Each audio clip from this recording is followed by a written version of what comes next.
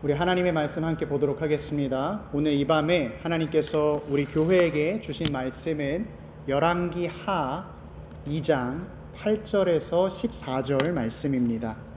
구약성경 열왕기 하 2장 8절에서 14절 말씀입니다.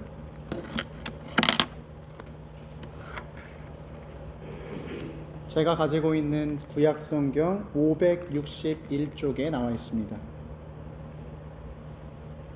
우리 다 찾으신 줄 알고 하나님의 말씀 한 목소리로 봉독하도록 합니다. 엘리야가 겉옷을 가지고 말아 물을 치매 물이 이리저리 갈라지고 두 사람이 마른 땅 위로 건너더라. 건너매 엘리야가 엘리사에게 이르되 나를 내게서 데려감을 당하기 전에 내가 내게 어떻게 할지를 구하라. 엘리사가 이르되 당신의 성령이 하시는 역사가 갑절이나 내게 있게 하소서 하는지라.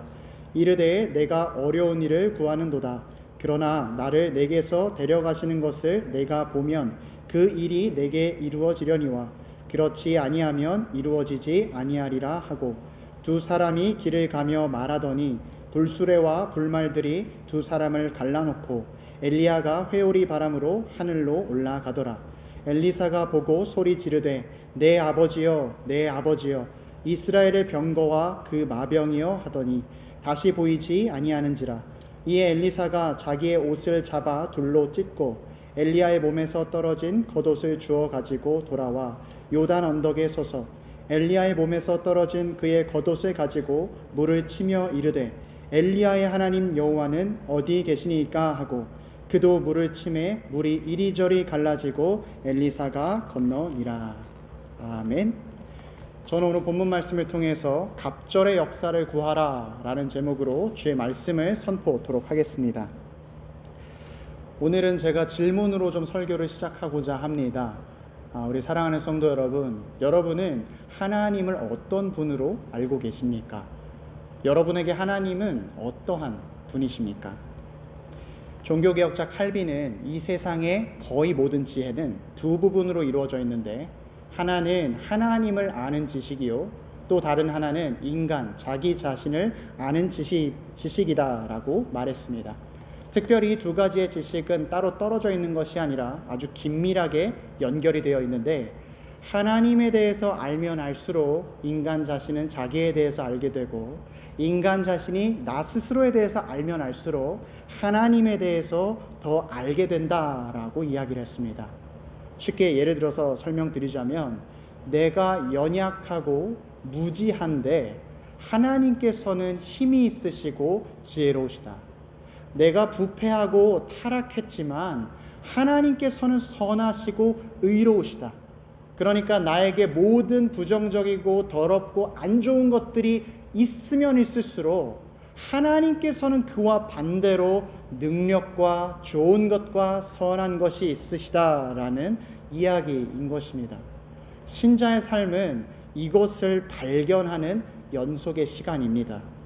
우리가 살면서 한계의 상황을 마주했을 때 내가 내 힘으로 할 수 없는 문제를 맞닥뜨리게 됐을 때 우리 스스로는 나의 한계와 나의 유한함 때문에 좌절하게 됩니다. 그러나 동시에 그 좌절은 영원한 죽음으로 떨어지는 것이 아니라 그렇기 때문에 무한하신 하나님을 바라보게 되는 것이고 하나님으로부터 능력과 힘을 공급받아 살아가는 것이 신자의 삶입니다. 그래서 우리는 우리의 힘으로만 살아가는 것이 아니라 하나님께 붙어 있을 때 하나님의 힘으로 살아가는 삶인 것입니다. 그래서 바울 사도도 이렇게 이야기했습니다. 제가 굉장히 좋아하는 구절인데 우리가 사방으로 우겨쌈을 당하여도 당하지 아니하고 우리가 답답한 일을 당하여도 낙심하지 아니하며 우리가 핍박을 받아도 버림받지 아니하고 우리가 거꾸러뜨림을 당하여도 망하지 아니함은 우리 안에 이 보배를 질그릇에 가졌음이라 라고 고백했습니다. 질그릇은 인간의 연약함과 깨지기 쉬운 성질을 이야기하지만 우리 마음 가운데 품고 있는 주 예수 그리스도로 말미암아 우리의 인생은 그냥 깨지기 쉬운 질그릇의 인생이 아니라 그 보배로운 것을 담은 귀한 인생이라는 것이죠. 우리가 보석을 구매하려고 할 때에도 그 보석함 자체가 얼마나 고급스럽냐, 얼마나 가격이 나가느냐 중요하지 않습니다. 그 보석함 안에 어떤 보석을 가지고 있느냐가 훨씬 더 중요한 것이죠. 그래서 우리 인생은 하나님을 아느냐 모르느냐에 따라서 우리 인생의 가치가 결정되는 것입니다. 사랑하는 성도 여러분, 여러분은 하나님을 어떻게 알고 계십니까? 나는 할 수 없지만 하나님은 하신다라는 이 담대한 고백이 여러분의 입술에서도 나오고 계십니까? 오늘 본문의 말씀은 자기의 마음 가운데 주님을 모시기 위해서, 주님을 소유하기 위해서 간절히 노력하는 사람의 이야기를 소개하고 있습니다. 바로 엘리사 선지자의 이야기입니다. 오늘 말씀의 시작 부분을 보게 되면 엘리야와 엘리사가 등장을 합니다. 설교 중간에 계속해서 이 두 사람의 이름이 나오기 때문에 조금 확인을 하기 위해서 엘리야는 스승을 이야기하는 것이고요, 엘리사는 제자를 이야기하는 것입니다. 어쨌든 엘리야와 엘리사가 둘이 길을 걷고 있는데, 이제 엘리사는 하나님께서 엘리야를 곧 데려가신다라는 사실을 알고 있었습니다. 엘리야가 이스라엘의 영적인 지도자로서 어둡고 하나님을 모르는 시대에서 하나님을 전하는 아주 강력한 빛과 같은 사람이었는데, 이제 그 엘리야가 사라진다고 하니까 제자 엘리사 마음에는 굉장히 두려움이 있었습니다. 그리고 내가 앞으로 이 스승님을 이어서 이스라엘의 등불이 되어야 하는데 내가 그것을 감당할 수 있을까 걱정 또한 가지고 있었습니다. 그래서 그는 엘리야가 가는 곳을 계속해서 쫓아다니고 그를 떠날 수가 없었습니다. 그렇게 두 사람이 길을 걷고 있다가 요단강을 가게 되었는데, 요단강은 이 약속의 땅 가나안의 경계입니다. 그곳을 넘어가게 되면 이제 가나안 땅이 아니라 이방 땅이 되는 것이지요. 그런데 엘리야는 그 강물을 가르고 이방 땅으로 나아갑니다. 요단을 건너게 되었습니다. 그때 엘리사는 주저하지 않고 엘리야를 쫓아갔습니다. 그때 엘리야는 엘리사에게 묻습니다. 그래, 내가 하나님께 올림 받기 전에 무엇을 원하는지 이야기해보라. 엘리사는 그때 망설임 없이 당신의 성령이 하는 일에 갑절의 은혜를 내게 주십시오 라고 간청했습니다. 여기서 이 갑절이라고 하는 말은 단순히 양의 2배를 이야기하는 것이기도 하지만 율법에 따르면 장자의 권한을 이야기하는 것입니다. 너의 기력의 시작은 장남으로부터 시작되었으니 두 아들이 있을 때에 장남에게 2배의 몫을 주라 라고 말했던 그 율법에 따라 엘리사가 내가 엘리야 당신의 후계자로서 당신의 뒤를 이을 수 있는 선지자로 감당할 수 있는 능력을 주시옵소서 이렇게 간청한 것입니다. 그때 엘리야는 네가 어려운 일을 구하는도다. 그러나 엘리야가 하늘로 올라가는 것을 보게 된다면 그것이 가능할 것이다 라고 이야기를 했습니다. 잠시 뒤에 두 사람의 대화가 마치자 하늘에서 불병거와 불말이 내려와 두 사람의 사이를 갈라놓았습니다. 그리고 회오리 바람이 나타나 엘리야를 하늘로 올리게 됩니다. 그때 엘리사는 이를 보고 내 아버지여 내 아버지여 이스라엘의 병거와 마병이여 소리칩니다. 엘리야는 단순히 하나님의 한 인간의 선지자가 아니었습니다. 엘리야는 이스라엘의 진정한 힘이었습니다. 당시의 병거와 마병은 지금의 탱크와도 같이 최신의 무기였는데 이스라엘의 진정한 지도자는 왕이나 군사의 권력이나 경제력이 아니라 하나님의 사람 엘리야였다라는 것입니다. 실제로 엘리야 시대에 아합 왕이 죽었을 때에 주변의 나라들이 엘리야가 있음으로 인해서 이스라엘을 감히 넘볼 수도 없었고, 또 이스라엘을 위해 엘리야가 기도했을 때 이스라엘은 승리하는 귀한 역사를 경험했기 때문입니다. 엘리사는 이것을 너무나 잘 알고 있었기 때문에 엘리야가 하늘로 올라간다는 것은 더 이상 이스라엘에게 힘이 없다는 것이요, 자기가 그 일을 감당해야 되는데 어찌해야 할까를 걱정하는 외침이었던 것입니다. 그러나 이제 엘리야는 떠나게 되었고 엘리사 혼자만 남게 되었습니다. 엘리야가 남긴 것이라고는 그의 몸에서 떨어져 나온 겉옷뿐이었습니다. 엘리사는 그 겉옷을 가지고 요단강 앞에 다시 서게 되었습니다. 이방 땅에서 이스라엘로 다시 들어와야 하는데 그의 마음이 어땠을지 참 상상하기가 어렵습니다. 그는 스승의 겉옷으로 요단강을 치며 외쳤습니다. 엘리야의 하나님 여호와는 어디 계시나이까? 그러자 요단의 물이 여러 갈래로 갈라지게 되었고 엘리야에게 임했던, 스승에게 임했던 역사가 제자인 엘리사에게도 임하게 되었습니다. 사랑하는 성도 여러분, 본문에서 엘리사가 엘리야의 능력을 받게 된 것은 단순히 엘리사가 후계자였기 때문은 아닙니다. 또 엘리야가 남겨준 이 겉옷이 엄청나게 영적인 효험이 있어서 그것 자체가 능력을 가지고 있는 것이 아니었습니다. 그렇다면 무엇이 엘리사로 하여금 성령의 능력을 경험케 한 것이냐? 바로 하나님을 경험한 것입니다.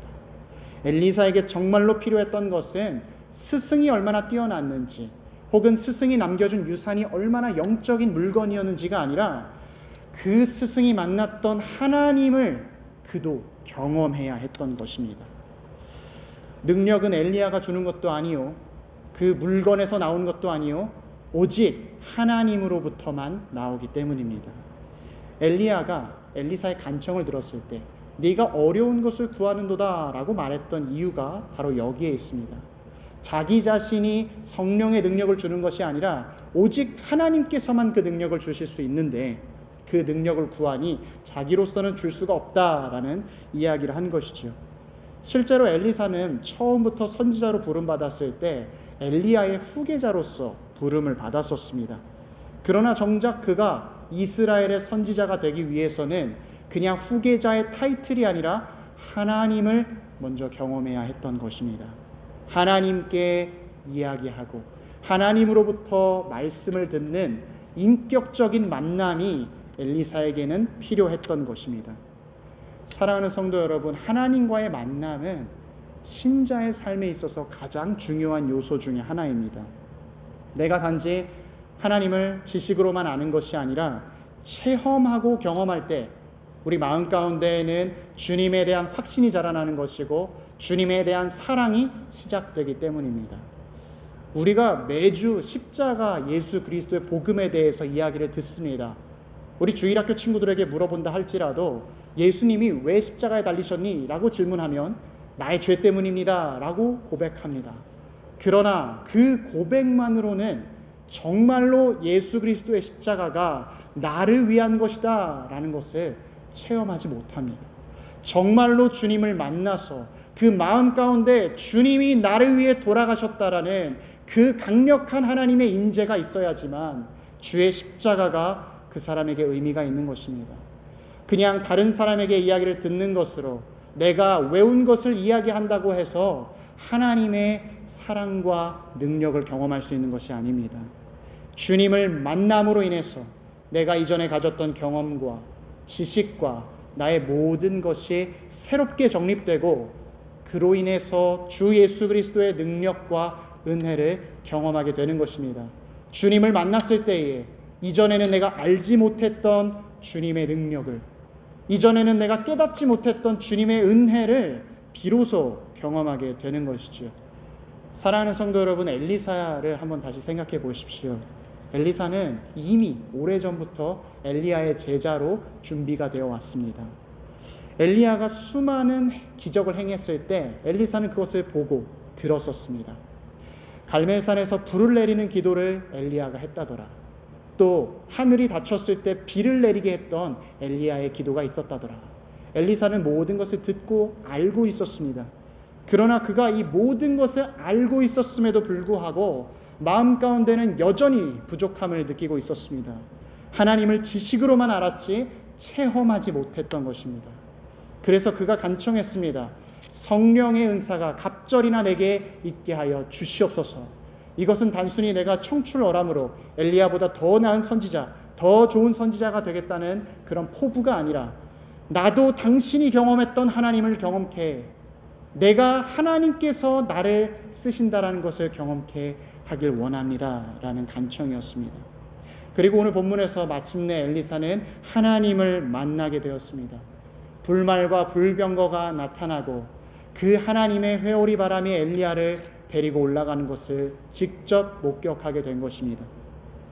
하나님의 임재와 능력 그리고 그 영광을 엘리사는 보게 되었고 그 전에 그가 들었던 지식과 알고 있었던 내용들이 완전히 새로운 의미로 다가오게 된 것입니다.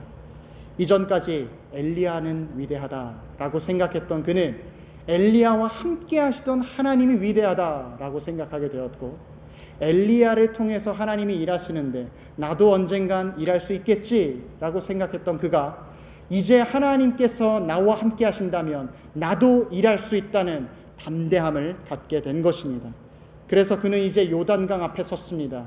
다시 이스라엘에 들어갈 때에 내가 나 홀로 들어가는 것이 아니라 나와 함께 하시는 하나님과 들어간다는 믿음으로 요단강 앞에 서게 된 것입니다. 그는 요단강 앞에서 이렇게 외칩니다.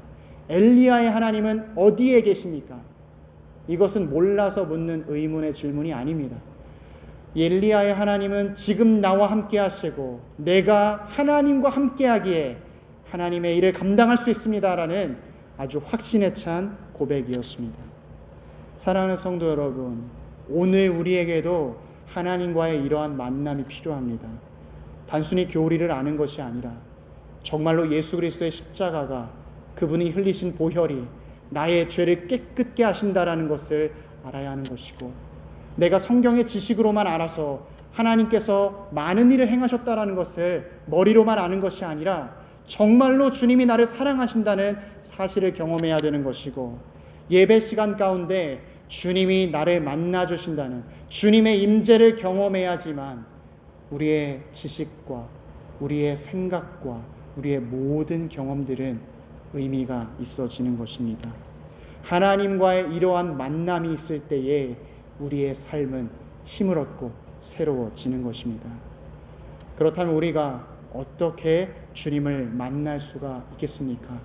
오늘 엘리야의 모습을 보십시오. 그는 성령의 역사를 경험하기 위해서 단 한순간도 엘리야를 떠나지 않습니다.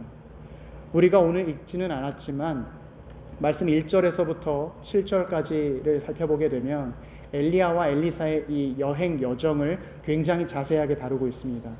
그들은 길갈이라는 땅에서 여행을 시작했고 베델을 거치고 여리고를 거치고 요단강 앞으로 서게 됩니다.